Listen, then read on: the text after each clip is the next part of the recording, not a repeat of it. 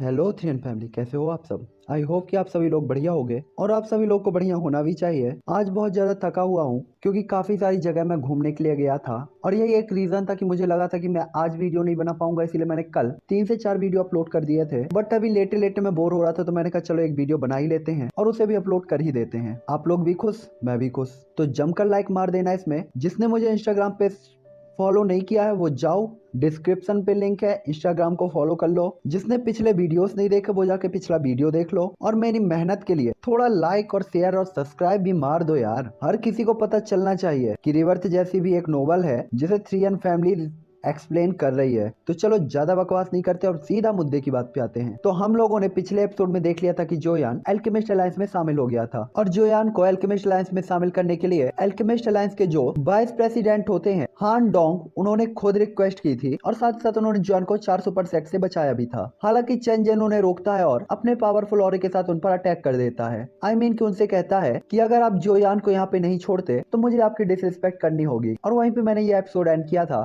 तो ये episode start होता है जस्ट वहीं से जहाँ पे वो चारों सेक्ट के लीडर अपने अपने ऑरे को बाहर निकालकर सीधा ही हान डोंग की तरफ बढ़ाने लगते हैं। ये देखकर हान डोंग तुरंत ही अपने फोरहेड से अपने स्पिरिचुअल पावर को शो करते हैं जो कि काफी ज्यादा पावरफुल होती है और उनके दबाव को रोकने लगते हैं। जिसके बाद वो तुरंत ही कहते हैं मुझे मत बताओ कि तुम चारों लोग मेरे अल्केमिस्ट अलायंस के साथ फाइट करना चाहते हो। आखिरकार 4 हाई क्लास डाउडी लेवल के वॉरियर के ऑरे को रोकने में उन्हें भी काफी ज्यादा प्रॉब्लम हो रही थी। हालांकि चंजन तभी कहता है प्रेसिडेंट हान, हमारे 4 सुपर सेक्ट ने अल्केमिस्ट अलायंस के सामने बार बार हार मान ली, लेकिन अगर हम यहाँ से स्काई एक्सट्रैक्शन स्टेप लेकर नहीं जाते तो हम त्यानियों के टॉम को भी ओपन नहीं कर पाएंगे। अगर जोयान हमें स्काई एक्सट्रैक्शन स्टेप दे देता है तो हम लोग तुरंत ही घूमेंगे, यहाँ से चले जाएंगे, वरना हमें खाली हाथ लौटना पड़ेगा, जो कि बिल्कुल भी सही नहीं है। इसीलिए इसके बाद मैं प्रेसिडेंट हान की डिसरिस्पेक्ट ही कर सकता हूँ, चाहे कुछ भी हो। आज जोयान से इसका एक्सट्रैक्शन स्टेप लेने के बाद ही मैं उसे छोड़ूंगा। और इसके बाद चेंजन तुरंत ही अपना सिर हिलाता है, जिसके बाद उसके पीछे के तीनों साथी भी अपने पावरफुल ऑरे को और ज्यादा पावरफुल कर देते हैं और तुरंत ही प्रेसिडेंट हान की तरफ बढ़ाने लगते हैं। उन चारों के औरों के सामने प्रेसिडेंट हान का जो ऑरा होता है तेजी से सप्रेस होने लगता है। तभी अचानक जोयान, जो कि चुपचाप खड़ा हुआ था, व्हाइट कलर के फ्लेम पिलर को उनके ऑरे की तरफ चार्ज कर देता है और इसके बाद जोयान अपने स्पिरिचुअल पावर को शो करता है। अभी अभी उन चारों ने जोयान के फ्लेम पिलर को झेला था, जिसके कारण वो 1-2 कदम पीछे चल गए थे और जैसे ही जोयान अपने स्पिरिचुअल पावर को शो करता है तो तुरंत ही वो चारों डाउडी लेवल के वॉरियर्स के ऑरे को डिस्ट्रॉय कर देते हैं। इस टाइम पे जोयान और हांग डोंग ने मिलकर उन चारों के ऑरे को डिस्ट्रॉय कर दिया था। ये देखकर वो तुरंत ही हैरान होते हुए कहते हैं क्या।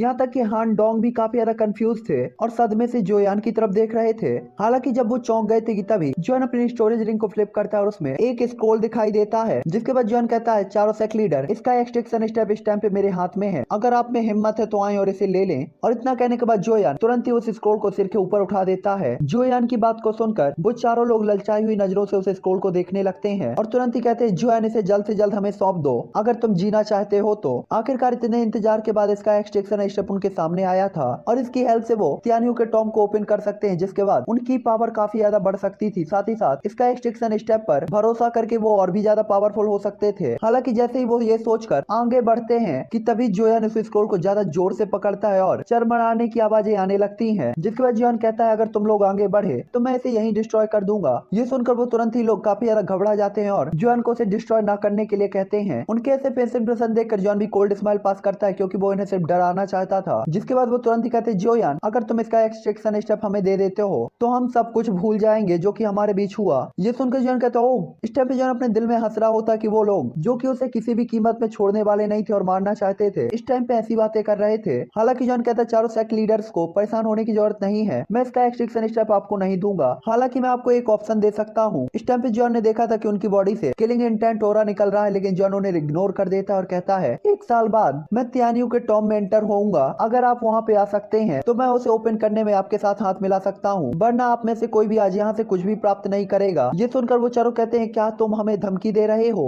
तभी जॉन कहता है क्या आप भी हमें धमकी नहीं दे रहे थे। इस टाइम पे वो लोग काफी ज्यादा हेल्पलेस थे क्योंकि इसका एक्सट्रैक्शन स्टेप उनकी आंखों के सामने था और वो इसे पा भी नहीं सकते थे। इसलिए वो चारों कुछ देर तक आपस में बात करते हैं और इसके बाद अपना सिर हिला देते हैं और कहते हैं ठीक है, जैसा आप कहेंगे हम वैसा ही करेंगे। 1 साल बाद हम टियानियो के टॉम के बाहर मिलेंगे। ये सुनकर जॉन रिलैक्स करता है और हान डोंग के साथ जाने ही वाला होता है कि तभी वो कहते हैं रुको। ये सुनकर जॉन और हान डोंग दोनों ही काफी ज्यादा शॉक हो जाते हैं और पीछे की वॉइस को सुनते हैं। तभी चेन जैन कहता है हम आपसे वादा कर सकते हैं कि हम 1 साल बाद वहाँ पहुंचेंगे, लेकिन क्या आप हमें गारंटी दे सकते हैं कि आप वहाँ पर पाएंगे। ये सुनकर जॉन कहता है तो आप क्या चाहते हैं। ये सुनकर वो चारों एक साथ कहते हैं लाइटिंग की शपथ। इस टाइम पे उन्हें जॉन पर पूरा भरोसा नहीं था और अगर जॉन लाइटिंग की शपथ लेता है तो वो उस पर भरोसा कर सकते थे। ये सुनकर जॉन कहता ठीक है चलो एक साथ लाइटिंग की शपथ लेते हैं, ये कैसा रहेगा। ये सुनकर वो चारों लोग भी थोड़ा सा सीरियस होते हैं और कहते हैं ठीक है। तभी जॉन कहता है हालांकि मैं एक और रिक्वेस्ट करना चाहता हूँ। जॉन की बात को सुनकर वो चारों लोग काफी ज्यादा शॉक हो जाते हैं और इसके बाद कहते हैं बताओ।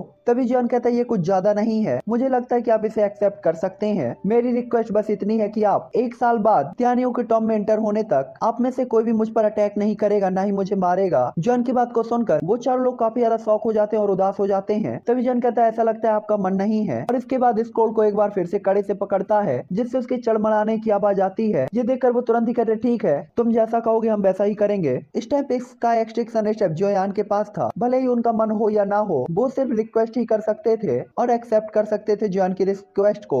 इसीलिए वो चारों लोग एक साथ लाइटिंग की शपथ को लेते हैं। लाइटिंग की शपथ के बाद चेंजन और बाकी के लोग रिलैक्स फील करते हैं कि जोयान को अब वहाँ पे आना ही होगा। हालांकि वो इसका एक्सट्रिक्शन स्टेप को तो नहीं ले सकते थे लेकिन कम से कम एक साल बाद त्यानु का टॉम तो ओपन हो सकता था जिसके बाद वहाँ के इनहेरिटेंस से उनकी पावर एक बार फिर से बढ़ सकती थी। तभी जोयान कहता है सॉरी हानडोंग कहते हैं तो इसके बारे में क्या ख्याल है, क्या अब हम जा सकते हैं। हानडोंग की बात सुनकर चेंजन ज्यादा कुछ बात नहीं करता और तुरंत ही पीछे मुड़कर वहाँ से उनसे पहले चला जाता है। वो चारों लोग जैसे ही गायब होते हैं तो हानडोंग तुरंत ही जोयान की तरफ देखते हुए कहता है यंग फ्रेंड जोयान आप सच में काफी ज्यादा ब्रेव हैं। पूरे वेस्ट रीजन में ऐसे आप पहले पर्सन हैं जो कि इन चारों को पीछे हटने पर मजबूर कर सकते हैं। तभी जोयान कहता है एल्डर आप मजाक कर रहे होंगे, मैंने तो बस स्काई एक्सट्रिक्शन स्टेप की धमकी का एक फायदा उठाया है वरना मैं ऐसा करने की हिम्मत कैसे कर सकता था। जिसपे वो कहते हैं यंग फ्रेंड आप काफी ज्यादा पोलाइट हैं। हालांकि बात चाहे कोई भी हो जीत तो जीत होती है। हालांकि चेंजन का ग्रुप यहाँ से चला गया था लेकिन जोयान का मानना था कि वो इस मामले को इतनी जल्दी शांत नहीं होने देंगे, खास तौर पर लुओतियान क्योंकि चारों सुपर सेक्ट में लुओतियान का जो विथर्ड लीफ सेक्ट था वो सबसे ज्यादा छिपा हुआ था और उसकी पावर यानी कि लुओतियान की पावर केवल 7 स्टार डाउडी लेवल की थी। हालांकि जोयान को लगता था कि वो अपनी पावर को शो नहीं कर रहा वरना वो तीनों सुपर सेक्ट को भी सप्रेस कर सकता है। हालांकि जोयान को लुओतियान से हमेशा ही एक अजीब सी फीलिंग हुई थी, सेंस हुई थी जो कि जोयान को थोड़ा थोड़ा फेमिलियर लग रही थी लेकिन जोयान को याद नहीं था कि उसने इस ऑरे को कहाँ फील किया है। हालांकि जोयान को इतना पता था लुओतियान उतना ज्यादा नॉर्मल नहीं है जितना वो दिखता है। हालांकि जोयान को इसके बारे में कुछ पता नहीं था। हालांकि तभी हानडोंग कहते हैं यंग फ्रेंड जोयान अब जब भी चले गए हैं तो मुझे भी यहाँ से जाना होगा, मेरे पास अभी भी कुछ काम है। ये सिर्फ इतना था कि संयोग से आप मुझे यहाँ मिल गए और आपका मामला अब सॉल्व हो चुका है तो मुझे भी यहाँ से जाना चाहिए। ये सुनकर जोयान तुरंत ही रिस्पेक्टेड वे में उन्हें ग्रीट करता है और कहता है मुझे आज के लिए एल्डर को अभी भी धन्यवाद कहना है, फ्यूचर में मैं आपके इस एहसान को जरूर चुका दूंगा। ये सुनकर एल्डर तुरंत ही कहते हैं यंग फ्रेंड जोयान आपको इतना पोलाइट होने की जरूरत नहीं है। ओल्ड मैन ने इंटरफेयर किया था क्योंकि मैं आपको अल्केमिस्ट अलायंस के लिए इनवाइट करना चाहता था। अब अगर आपको कभी भी कोई भी प्रॉब्लम होती है तो मैं हमेशा आपके साथ हूँ। ये सही है मेरे अल्केमिस्ट अलायंस का जो हेडक्वार्टर है वो वेस्ट वेस्टलैंड एरिया में है। अगर आपको अपनी जर्नी में कभी भी कोई भी प्रॉब्लम होती है तो आप वहाँ पे आ सकते हैं। जब तक आपके पास अल्केमिस्ट बैच होगा तब तक कोई होगा जो आपकी हेल्प जरूर करेगा। ये सुनकर जोयान कहता है थैंक यू एल्डर मुझे इस चीज के लिए गाइड करने के लिए। इस टाइम पे जोयान को भी उम्मीद नहीं थी कि वास्तव में अल्केमिस्ट अलायंस का हेडक्वार्टर एशियंट वेस्टलैंड रीजन के अंदर होगा। ये देखकर एल्डर भी स्माइल करते हैं और तुरंत ही उस जगह से गायब हो जाते हैं और इस जगह पर अब केवल जोयान ही बचता है। उनके जाने के बाद जोयान थोड़ा सा उदास फील करता है क्योंकि उसे पता था कि बेस्ट वेस्टलैंड एरिया की जो जर्नी है वो आसान नहीं होने वाली। हालांकि जोयान तुरंत ही खुद को कंट्रोल करते हुए आगे की तरफ बढ़ जाता है। हालांकि जैसे ही ये सब कुछ गायब होता है तो हमें वापस से लुओतियान दिखाई देता है जो कि सैंड रिवर सिटी से साउथ ईस्ट एरिया में 1000 मील दूर एक माउंटेन रेंज पर होता है और उसके सामने एक ब्लैक कलर की फिगर होती है और कुछ बात कर रहे होते हैं वो लोग आपस में। यहाँ पे जोयान भी केवल एक दिन तक ही सैंड रिवर सिटी पर रुका था और बेस्ट रीजन करने मैप लेने के बाद जोयान आगे की तरफ बढ़ चुका होता है। सैंड रिवर सिटी से निकलने के बाद जोयान डेजर्ट में एंटर हो जाता है और डेजर्ट के इनर एरिया में जाने के लिए आगे बढ़ जाता है। इस टाइम पे जोयान इस डेजर्ट में पैदल ही चल रहा होता है और उसने अपने ब्लैक कलर का डोपेंग पहना था क्योंकि जोयान को मानना था कि ये भी एक कल्टीवेशन जैसा ही होगा इस हाई टेम्परेचर को झेलने के कारण। अभी अभी जोयान 5 स्टार डाउडी लेवल के इंटरमीडिएट लेवल पर पहुंचा था और उसका पूरी ऑरा जो कि पूरी तरीके से स्टेबल नहीं था उसके लिए जोयान को भी फाउंडेशन और प्रैक्टिस की जरूरत थी। हालांकि इस हाई टेम्परेचर के माउंटेन रेंज के कारण जोयान जो कि खुद एक हेवनली फ्लेम को रखे हुए था उसे भी थोड़ी सी प्रॉब्लम फील होती है है। हालांकि प्रेजेंट टाइम पे जोयान ने अपनी पावर को और एक साथ ही साथ हेवनली फ्लेम को अपनी बॉडी के अंदर रख लिया था और बिल्कुल नॉर्मल पर्सन की तरह ही रेगिस्तान में चल रहा होता है। इस टाइम की कंडीशन को देखते हुए ऐसा लग रहा था कि जोयान को डाउ जे लेवल का वॉरियर भी आसानी से मार सकता है। हालांकि इस टाइम के टेम्परेचर को झेलते हुए जोयान के होंठ फट चुके होते हैं। ब्लैक डोपेंग के अंदर जोयान ने कोई भी कपड़े नहीं पहने हुए होते और वो बस इस टेम्परेचर को फील कर रहा था, जिसके कारण उसकी बॉडी में काले पीले धब्बे बन चुके थे। इस टाइम पे जोयान की बॉडी से पसीना पसीना जमीन पर गिर रहा होता है और तुरंत ही भाप में बदल जा रहा होता है। हालांकि तभी जोयान की बॉडी से अचानक ही उसकी मिल्की व्हाइट फ्लेम अपेयर हो जाती है, जो कि जोयान के आसपास के टेम्परेचर को तुरंत ही नॉर्मल करती है, जिसके कारण जोयान को थोड़ा सा रिलैक्स फील होता है। हालांकि जोयान ज्यादा देर तक वेट नहीं करता, ना ही रेस्ट करता है। वो तुरंत ही पालथी मारकर बैठता है और आसपास की नेचुरल एनर्जी को इकट्ठा करने के लिए अपने फ्लेम मंत्रा को एक्टिवेट कर देता है। इस टाइम पे डेजर्ट में इंटर हुए जोयान को 4 घंटे बीत चुके होते हैं और इस टाइम पे जोयान ने काफी ज्यादा पेन झेला था, क्योंकि जोयान ने इस टेम्परेचर को एक नॉर्मल पर्सन की तरह ही झेला था और उसने अपनी किसी भी एनर्जी का यूज नहीं किया। और साथ ही जोयान ने यह भी एक्सेप्ट किया था कि इस जगह पर अपनी फिजिकल स्ट्रेंथ के बाद भी जोयान सर्वाइव नहीं कर पाएगा। हालांकि जोयान ने यहाँ पे किसी भी चीज का यूज इसलिए नहीं किया था क्योंकि जोयान यहाँ पे अपनी फिजिकल स्ट्रेंथ की पावर को बढ़ाना चाहता था और ये उसके लिए काफी अच्छी ट्रेनिंग हो सकती थी। हालांकि फर्स्ट टाइम पे जोयान ने 4 घंटे तक बर्दाश्त किया था। हर बार अगर वो टाइम को इंक्रीज करता रहेगा तो उसकी फिजिकल स्ट्रेंथ भी बढ़ती रहेगी और ये उसके लिए काफी हेल्पफुल होगी। हालांकि अगली बार के लिए जोयान को अब तब तक वेट करना था जब तक कि वो अपने पीक लेवल पर फिर से नहीं पहुंच जाता, जिसके बाद हमें बेस्ट डेजर्ट के ऊपर तपता हुआ सूरज और नीचे तपती हुई रेत दिखाई जाती है, जहाँ पे टेम्परेचर काफी ज्यादा हाई लेवल का था जिसे कोई भी बर्दाश्त नहीं कर सकता था। हालांकि इसी डेजर्ट के अंदर हमें जोयान दिखाया जाता है जो कि ब्लैक डोपेंग को पहने हुए धीरे धीरे आगे बढ़ रहा था और इस टाइम पे इस डेजर्ट में एंटर हुए जोयान को पहले ही 7 दिन हो चुके थे।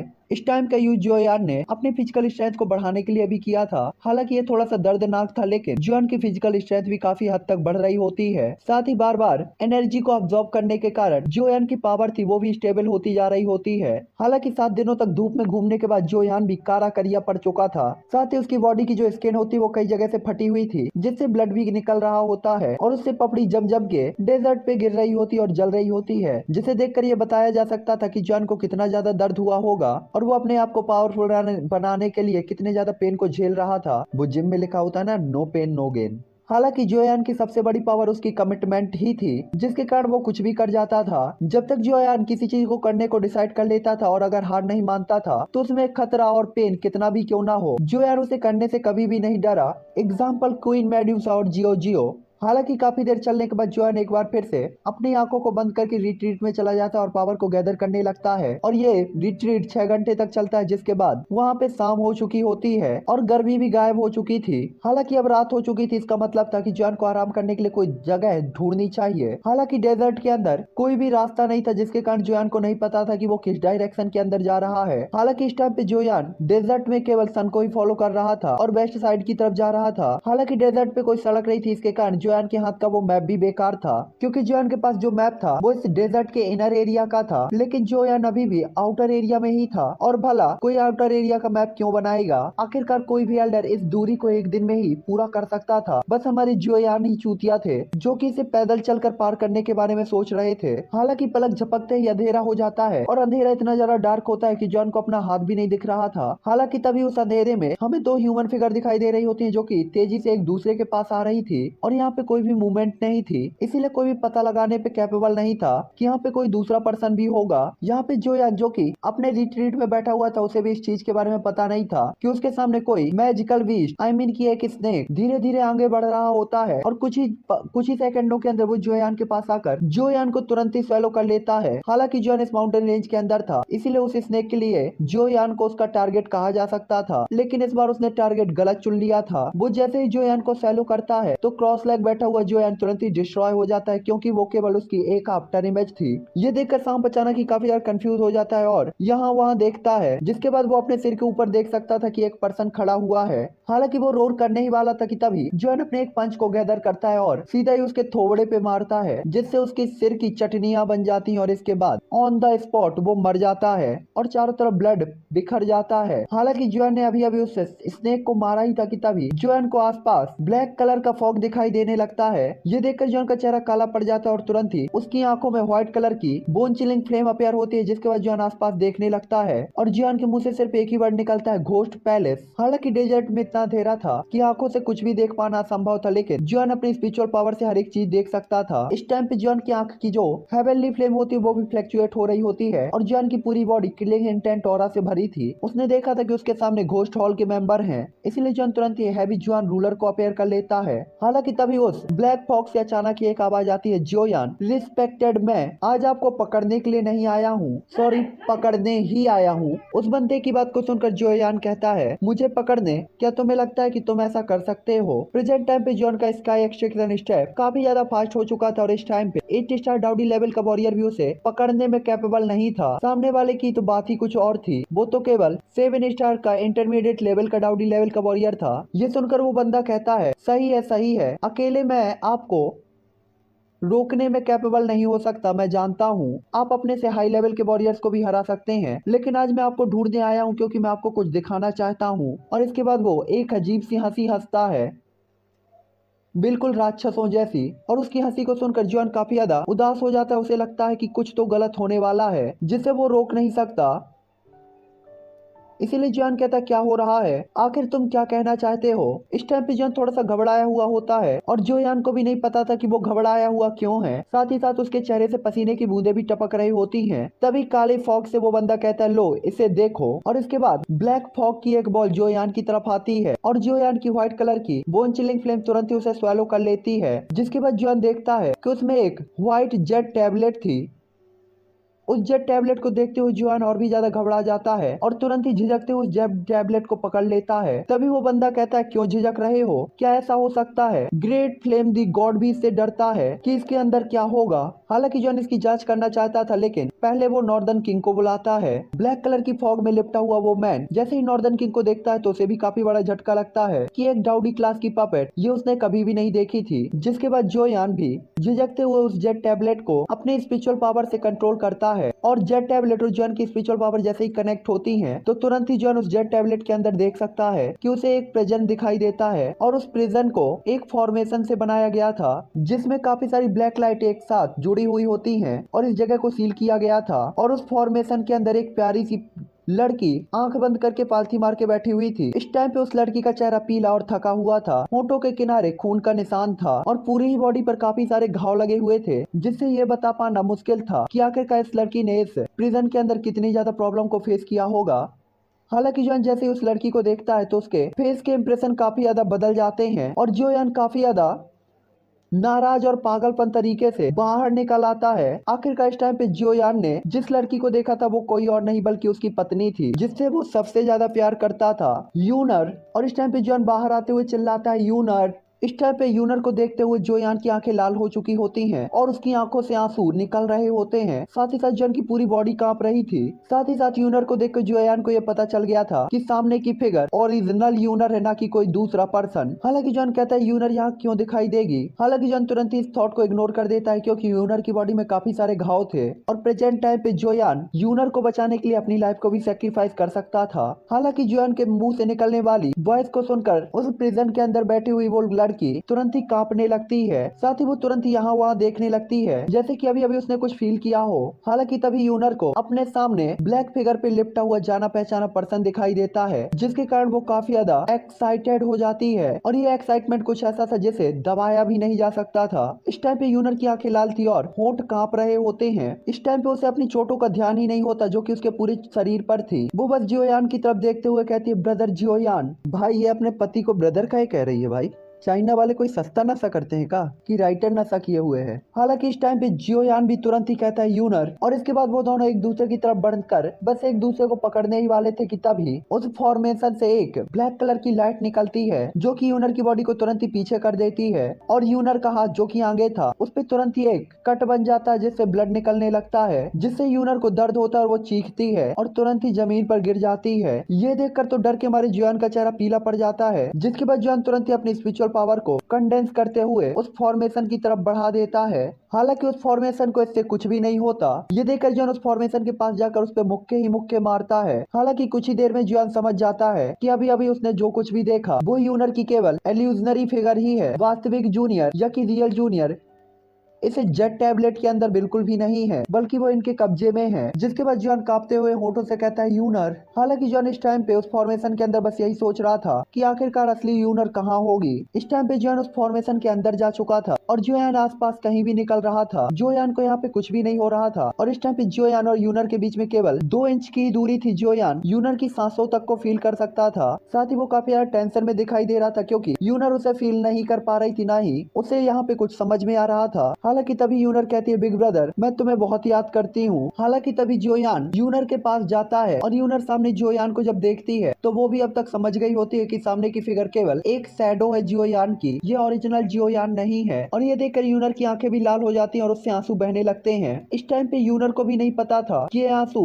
जिसे वो कब से कंट्रोल कर रही थी ऐसे बहेंगे। ये देखकर जोयान को भी काफी ज्यादा बेचैनी फील होने लगती है। जोयान यूनर की आंख से आंसू पहुंचने के लिए हिम्मत करता है लेकिन वो उसे टच ही नहीं कर पा रहा था और ये सब बेकार था। इसीलिए जॉन कहता है यूनर मुझे बताओ तुम अभी कहाँ हो, मैं अभी आकर तुम्हें बचाऊंगा। इस टाइम पे जॉन की आंखें पूरी रेड हो चुकी होती हैं, चेहरा रेड होता है और पूरी बॉडी से किलिंग इंटेंट ऑरा रिलीज हो रहा था। अगर इस टाइम पे जोयान को पता होता यूनर कहाँ पर है तो ऐसा लगता है कि वो बिना किसी हिचकिचाहट के चला जाता, भले ही वो जगह कितनी भी दूर क्यों ना हो। जोयान की बात सुनकर यूनर तुरंत ही कहती है मुझे नहीं पता मैं कहाँ हूँ। जूनियर को पता नहीं होता कि वो कहाँ है क्योंकि जब से वो इस युआनबू कॉन्टिनेंट के अंदर आई थी तब से वो इस फॉर्मेशन के अंदर थी और उसने फॉर्मेशन को तोड़ने की कितनी भी कोशिश क्यों ना की हो सब बेकार था। उसकी बात को सुनकर जॉन तुरंत ही कहता है बास्टर्ड्स, वो लोग जो कि ना ही इंसान है ना भूत, तुम सब सिर्फ मरने के लायक हो। इस टाइम पे जॉन समझ गया था कि ये सब होश हाल का ही काम होना चाहिए। पास्ट में जोयान इनके साथ दुश्मन नहीं बनना चाहता था लेकिन उन्होंने यूनर को हर्ट किया था जिसके कारण वो जोयान की ब्लैक लिस्ट की हेड लिस्ट में पहुंच चुके होते हैं। इस टाइम पे जॉन जैसे ही गुस्से में भर जाता है तो उसकी बॉडी से व्हाइट कलर की फ्लेम तुरंत ही निकलने लगती है। ये देखकर यूनर को जोयान की चिंता होने लगती है। तभी जोयान कहता है यूनर अपनी चिंता करो, मैं बहुत जल्दी आऊंगा और तुम्हें बचाऊंगा,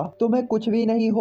जोयान की बात को सुनकर यूनर तुरंत ही सिर हिला देती है और हेल्पलेस तरीके से स्माइल कर देती है। ये देखकर जोयान तुरंत ही अपना एल्यूजनरी हैंड यूनर के चेहरे पर और गाल पर रखता है। तभी यूनर भी अपनी आंखें बंद करके अपना सिर जोयान के हाथ पे रख देती है और कुछ ही सेकंडों के अंदर जोयान की एल्यूजनरी फिगर यूनर के सामने से गायब हो जाती है। ये देखकर यूनर काफी ज्यादा घबरा जाती है और जैसे ही जोयान उस जेट टोकन से बाहर आता है तो वो जेट टोकन भी तुरंत ही डिस्ट्रॉय हो जाता है, जो देखकर जोयान काफी ज्यादा घबरा सा जाता है। इस टाइम पे जोयान बस उस टूटी हुई जेट टैबलेट को ही देख रहा होता है। इस टाइम पे जोयान अपनी स्पिरिचुअल पावर को उस टूटी हुई जेट टैबलेट पे एंटर करने की कोशिश करता है लेकिन सब कुछ पूरी तरीके से बेकार था।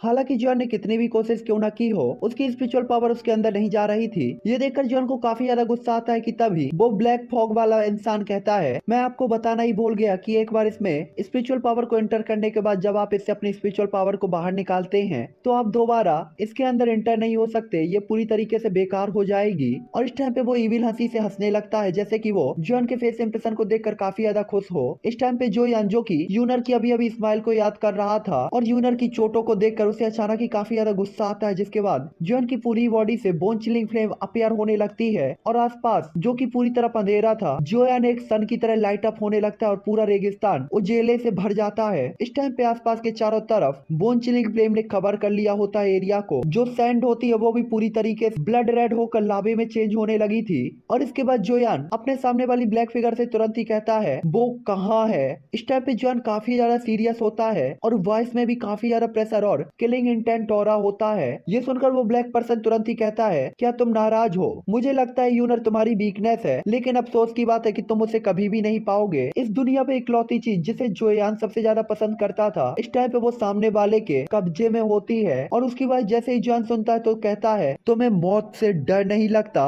क्या तुम मरना चाहते हो। और इसके बाद जॉन तुरंत ही गायब होकर उसकी तरफ चार्ज हो जाता है। इस टाइम पे जॉन को गायब होता देखकर वो ब्लैक कलर के फिगर वाले पर्सन के भी फेस इंप्रेशन काफी ज्यादा बदल जाते हैं, जिसके कारण वो एक दो कदम पीछे हटता है कि तभी पावरफुल एक फ्लेम रूलर उसकी बॉडी की तरफ बढ़ जाता है जिसमें व्हाइट कलर की फ्लेम थी और जोयान की फ्लेम के सामने उसका ब्लैक फॉग पूरी तरीके से बेकार था और जोयान की बोन चिलिंग फ्लेम ने उस ऑरे को पूरी तरीके से डिस्ट्रॉय कर दिया था, जिसके कारण उस ब्लैक फॉग के हटने के बाद एक मुखौटा पहने हुए ह्यूमन फिगर फिगर जोयान को दिखाई देती है। ये देखकर वो बंदा कहता है लालत है, मैं लापरवाह था। उसने जोयान को कभी भी इतना ज्यादा नाराज बिल्कुल भी नहीं देखा था और इस नाराजगी के कारण जोयान की पावर और भी ज्यादा बढ़ चुकी होती है। वो तुरंत ही यहाँ से गायब होने ही वाला था कि तभी जोयान अचानक ही पीछे से उसके अपेयर होता है। इस बार वो लापरवाह होने की हिम्मत बिल्कुल भी नहीं करता और तुरंत ही ब्लैक कलर की जंजीरें निकलने लगती हैं और जोयान की बॉडी के वीक पॉइंट्स पर अटैक कर देती हैं। हालांकि इस टाइम पे इस पर्सन ने जोयान को कम करके आंका होता है, क्योंकि उन जंजीरों का सामना करते हुए जोयान के फेस इंप्रेशन जरा भी चेंज नहीं होते, बल्कि हैवी जोयान रूलर की पावर और भी ज्यादा बढ़ जाती है। इस टाइम पे ऐसा लग रहा होता है कि जोयान अपनी जान दे के सामने वाले की जान लेना चाहता हो। हालांकि इस टाइम पे वो ब्लैक फिगर अपनी जान बिल्कुल भी नहीं देनी चाहती थी, इसीलिए आगे बढ़ने के बजाय वो पीछे हटना चुन सकती थी।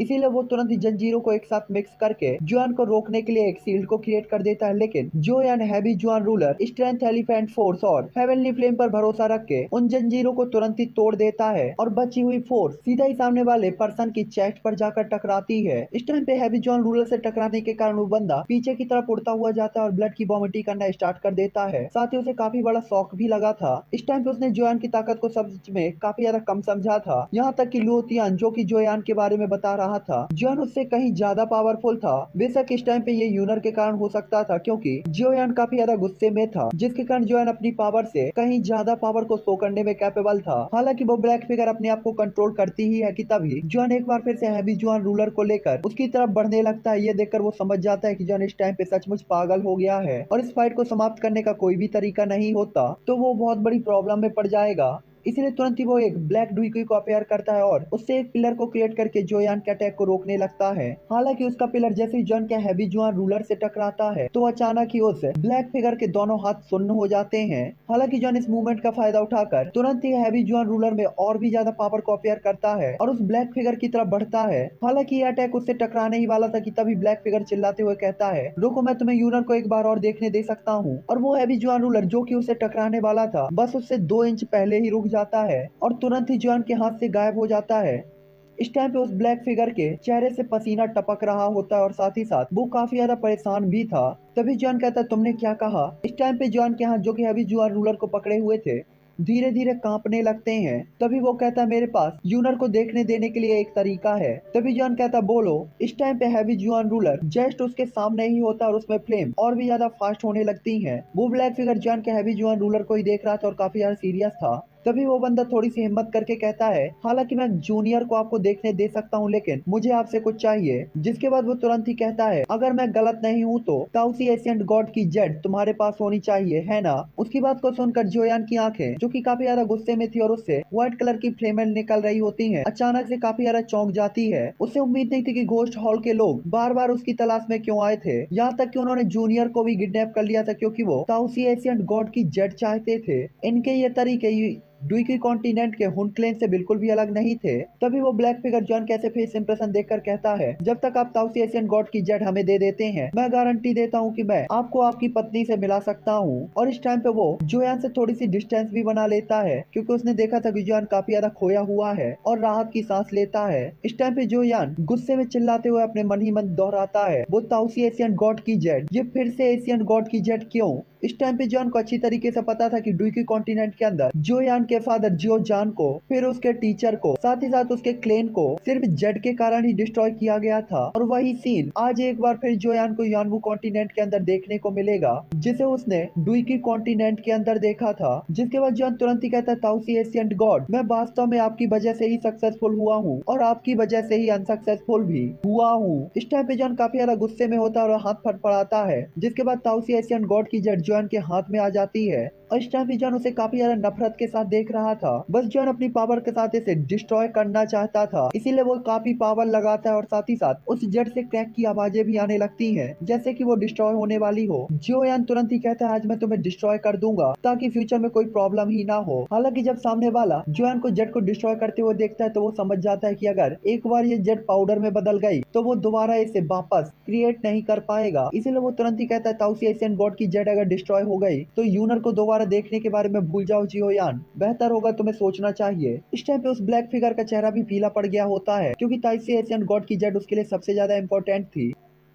और इसकी भरपाई वो 10 या 100 बार भी मरकर नहीं कर सकता था। आखिरकार ये उसके क्लेन की इतनी बड़ी स्ट्रेटजी को पूरी तरीके से डिस्ट्रॉय कर देता। तभी जोयान उदास चेहरे के साथ अपना हाथ आगे बढ़ाते हुए कहता है, क्योंकि तुम इसे चाहते हो तो इसे ले लो। और जोयान की प्रेम से लिपटी हुई वो ताउसेसियन गॉड की जेड उसकी तरफ बढ़ने लगती है। ये देखकर वो बंदा तुरंत ही एक्साइटेड होकर कहता है, मैंने नहीं सोचा था कि ये बंदा इतना ज्यादा पागल होगा कि जेड की इस जेड को मुझे इतनी आसानी से दे देगा। ये तो बिना किसी मेहनत के मुझे मिल गई। जिसके बाद वो एक्साइटमेंट में तुरंत ही आगे की तरफ बढ़ जाता है और उस जेड की पीस को पकड़ने के लिए चला जाता है। हालांकि उसी टाइम पे जोयान तुरंत ही अपनी जगह से हिलता है और ड्रैगन फिनिक्स ब्लड लाइन को एक्टिवेट करता है। साथ ही साथ वो अपने क्लेन टैटू को भी अपेयर कर लेता है, जिसके कारण जोयान की जो एनर्जी होती है वो काफी ज्यादा बढ़ जाती है। साथ ही साथ जोयान की पूरी बॉडी से मर्डरस ऑरा रिलीज हो रहा था, जिसके बाद जोयान ग्रेट वे ऑफ दाओ को एक्टिवेट करता है। और जोयान के ग्रेट वे ऑफ दाओ को एक्टिवेट करते ही उस ब्लैक कलर के पर्सन के चारों तरफ 7 ग्रेट वे ऑफ दाओ क्रिएट हो जाते हैं। हालांकि जोयान की पावरफुल और पागलपन के कारण जोयान 8वीं जगह पर आ जाता है। ये देखकर वो ब्लैक फिगर तुरंत ही कहती है, क्या?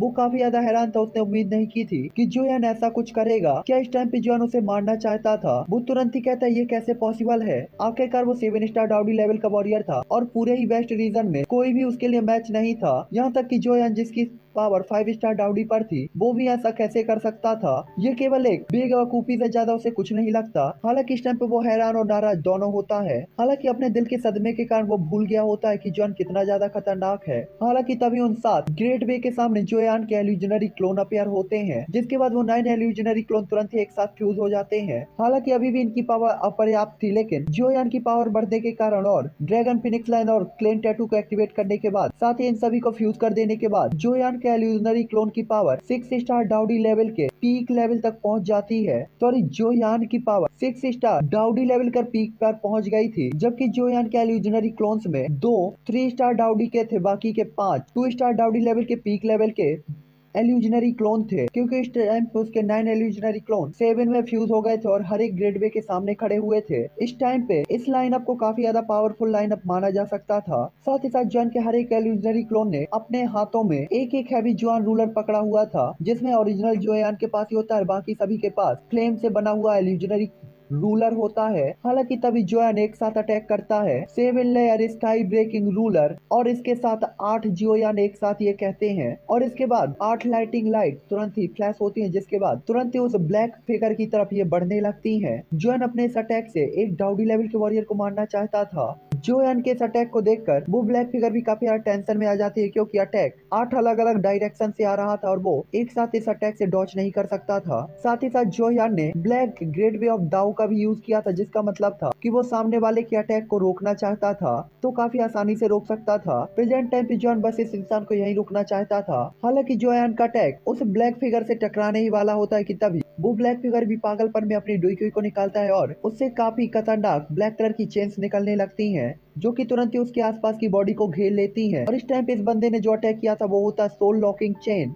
सोल लॉकिंग डिवोरिंग स्पिरिट, जिसके कारण उसके चारों तरफ लिपटी हुई जंजीरें अजीब तरीके के प्रिंट को उकेर लेती हैं और साथ ही साथ उससे काफी ज्यादा पावरफुल डुईकी ऑरा रिलीज होने लगता है। इसे देखने पर ये काफी ज्यादा पावरफुल लग रही थी। इसके बाद इससे 8 चेन निकलती है, जो कि 8 अटैक की तरफ बढ़ने लगती है। इस टाइम पे वो चेन जैसे ही जोयान के 8 रूलर अटैक से टकराती है, जो तुरंत ही काफी ज्यादा फ्लक्चुएशन चारों तरफ फैलने लगता है। इस टाइम पे 7 स्टार इंटरमीडिएट लेवल के डाउडी लेवल की पावर होने के कारण वो अपनी चेन्स पे पावर कंटिन्यू डाल रहा होता है और उनकी पावर कंटिन्यू बढ़ रही होती है, जिसके कारण जोयान का हैवी जोयान रूलर का स्लैश अटैक भी धीरे धीरे वीक पड़ रहा था, जिससे देखने पर लग रहा था कि यह अटैक कुछ देर में डिस्ट्रॉय हो जाएगा। ये देखकर वो ब्लैक फिगर तुरंत ही स्माइल करते हुए कहती है, तुम्हारी पावर उतनी ज्यादा भी नहीं है जितनी मैंने सोची थी, तुम अभी भी मेरा कुछ नहीं बिगाड़ पाओगे। इस टाइम पे उसने देखा था कि जोयान का हैवी जोयान रूलर का अटैक टूटने वाला है, इसलिए वो काफी ज्यादा ईगोफुल हो गया था। हालांकि तभी जोयान की रेड आई अचानक ही साइन होती है और इसके बाद जोयान और बाकी के 7 एल्यूजनरी क्लोन एक बार फिर से अपने हाथों को उठाते हैं और एक बार फिर से स्लैश अटैक को चार्ज करते हैं, जो कि पिछले वाले से काफी ज्यादा पावरफुल था। ये दूसरा स्लैश अटैक तुरंत ही पहले वाले के साथ फ्यूज हो जाता है और पावर को काफी ज्यादा बढ़ा देता है। ये देखकर वो बंदा काफी ज्यादा हैरान था, क्योंकि उसने देखा था कि उसकी चेन्स में